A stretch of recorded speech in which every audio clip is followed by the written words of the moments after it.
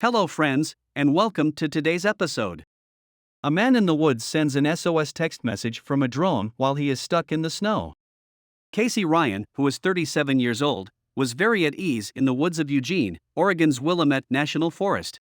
As a worker on a highway cleanup crew, he knew the area's roads and hiking paths very well. He was there a lot these days to take pictures of wildlife, and he almost always had his drone with him. It was his favorite camera.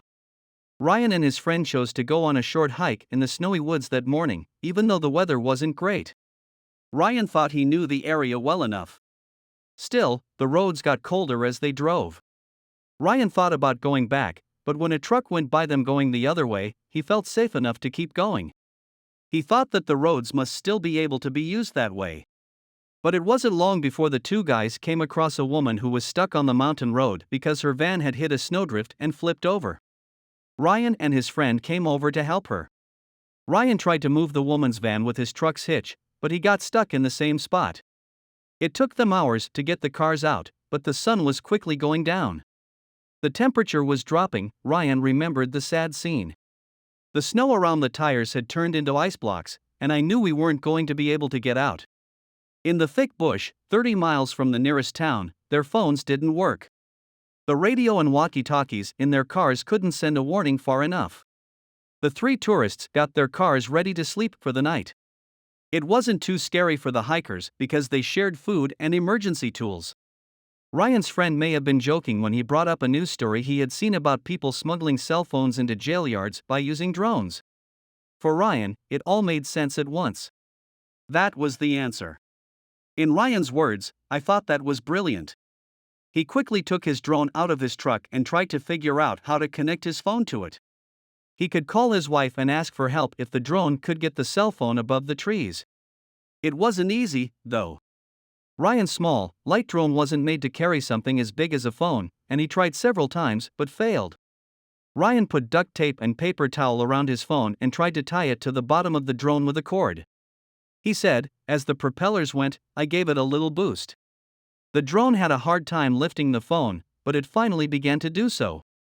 Ryan drove it with a different phone. People were happy when the drone broke through the trees. Ryan jumped on the drone as soon as it came back down. Did what he planned work? He was shocked and relieved when the SOS message to his wife went through. He was able to tell them where they were. After that, all that would be left to do was wait. Ryan's wife was on it when they got home. AAA told her they didn't work on mountain roads when she called them. So she went to the neighborhood police. The Lane County Sheriff's Office got the call and got ready to help. This information was sent to Ryan's phone by his wife via text message. When Ryan called again, his phone picked up the text message. There would be help soon. Ryan tried to send the phone up a third time, but the little drone's motor finally gave out, and it crashed back through the trees and into a snowdrift. The three drivers got ready to stay in their cars all night. Help showed up the next morning. Jason Bowman, who works as a search and rescue supervisor for the Lane County Sheriff's Office, thought it was great. Since 2007, I've worked in search and rescue, and this was by far the strangest way I've ever seen someone ask for help. In a season with more calls than normal, Bowman said it was the most memorable rescue from that year. Ryan, for his part, doesn't plan to try it again anytime soon. He said he wouldn't drive on the mountain roads until spring. He said, going forward, I hope I won't have to do another drone flight rescue. To be fair, Ryan wasn't thinking when he was driving on a winter road in the mountains that wasn't being kept. However, his plan to call for help was very smart. That's it for today, friends. Please let us know what you think about this story. Thank you for watching, and we'll see you soon for more amazing stories.